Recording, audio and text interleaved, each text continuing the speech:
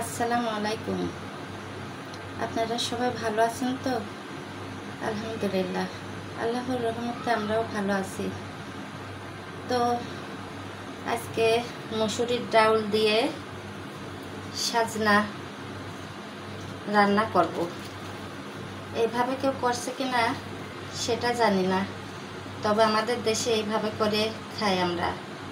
মসুরির ডাল ভিজায় রাখছিলাম আধা ঘন্টা, ধুয়ে টুয়ে ভিজায় রাখছিলাম। আর এটা আমি সিলে টিলে গুছায় রাখছি। এখন আমি ডালটা সিদ্ধ দিয়ে দেব। তো আমি পানি গরম করতে দিয়ে রাখছিলাম, আগেই পানির পাতিলটা বসায় রাখছিলাম।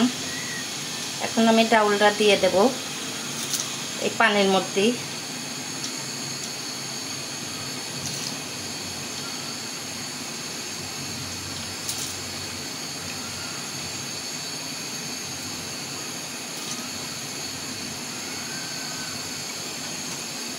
ডালটা এভাবে সিদ্ধ হলে তারপরে আমি আবার দেখাবো। আমার ডাল উঠলে গেছে। আমি এখন পেঁয়াজ, মরিচ, কড়া রসুন, কাঁচা রসুন দিয়ে দেব।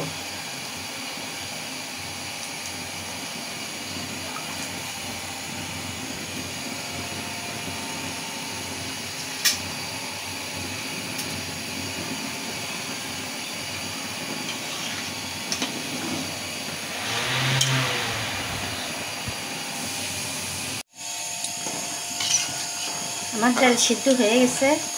এখন আমি সাজনা দিয়ে দেব।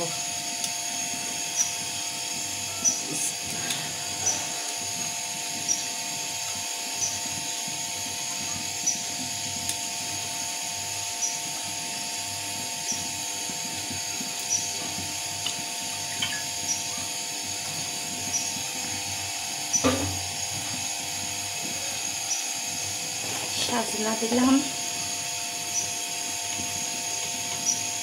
এখন একটু লবণ, হলুদ দেব। আমি লবণ আগেই দিয়ে দিছিলাম। আমি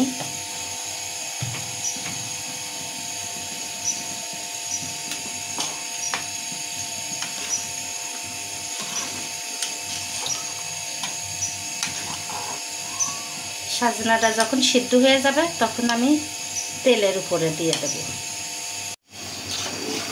আমার সাজনাটা সিদ্ধ হয়ে গেছে। আমি এখন নামায়া তেলে দেব।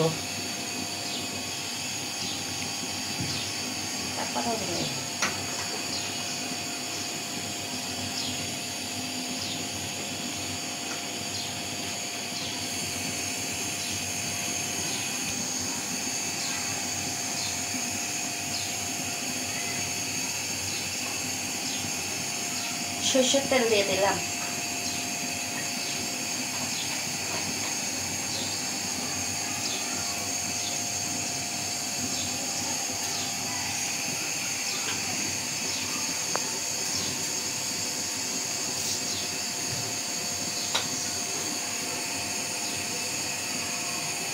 তেলটা গরম হয়ে গেছে।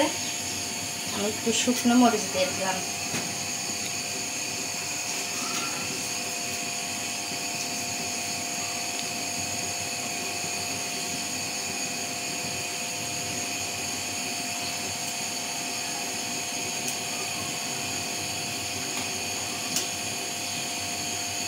জিরে দিয়ে দিলাম।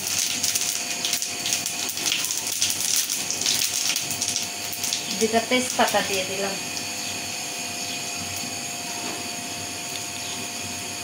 পেঁয়াজ, রসুন দিয়ে দিলাম।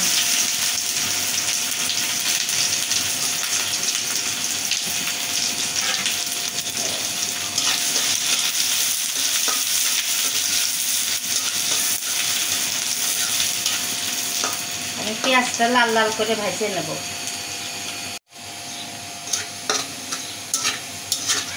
আমার পেঁয়াজ ভাজা হয়ে গেছে, লাল লাল হয়ে গেছে।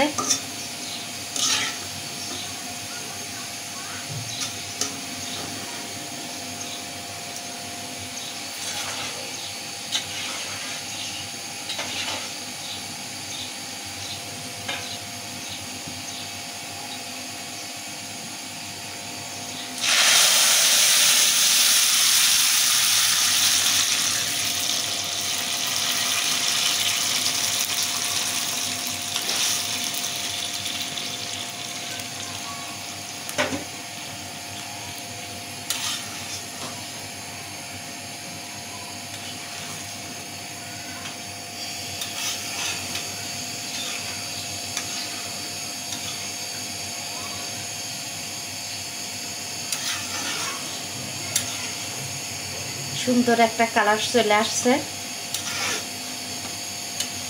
আমার ডাল সাজনা হয়ে গেল। এখন আমি ঢেলে দেখাবো। তো হয়ে গেল আমার মসুরির ডাল দিয়ে সজনের রান্না করার রেসিপি। আপনারা বাসায় এইভাবে সজনে দিয়ে মসুরির ডাল রান্না করে খেয়ে দেখবেন, অনেক ভালো লাগবে। গরমের মধ্যে এই সজনে খাওয়াটা অনেক উপকারী জিনিস, আপনারা সবাই জানেন, এটা আর নতুন করে আমাকে বলতে হবে না। তো রেসিপিটা যদি একটু ভালো লেগে থাকে বেশি বেশি করে শেয়ার করবেন, লাইক করবেন, কমেন্ট করে জানাবেন রেসিপিটা কেমন হয়েছে। তো আজ এই পর্যন্তই। আপনারা ভালো থাকবেন, সুস্থ থাকবেন, সবাইকে ভালো রাখবেন। আল্লাহ হাফেজ।